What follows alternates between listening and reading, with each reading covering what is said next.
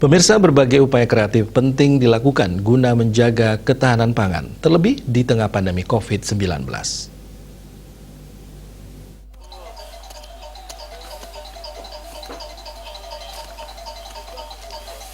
Berbicara mengenai ketahanan pangan tidak selalu identik dengan lahan yang luas. Bagi pemirsa yang berada di wilayah perkotaan dengan lahan terbatas juga tetap bisa menjaga ketahanan pangan.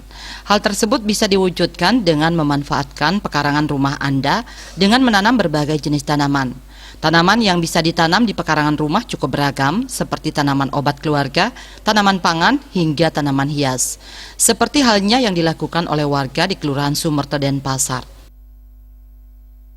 Keberadaan kebun ini tentu berdampak positif yang kiranya di tengah kondisi pandemi saat ini kebutuhan pangan keluarga yang memang dirasakan memerlukan pembiayaan cukup tinggi, sehingga keberadaan kebun ini memberikan akses bagi warga sekitar maupun kelompok masyarakat yang ada di area kebun ini untuk bisa bersama-sama memanfaatkan hasil kebun yang ada.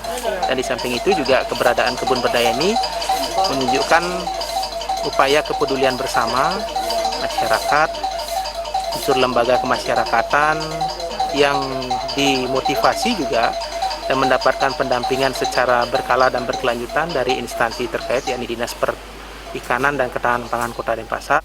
Selain menjaga ketahanan pangan dengan adanya beragam jenis tanaman di pekarangan rumah, juga mampu mewujudkan hidup sehat. Pemirsa, ingat selalu terapkan protokol kesehatan COVID-19 secara ketat agar terhindar dari virus corona. Desak Aryani, Bali TV.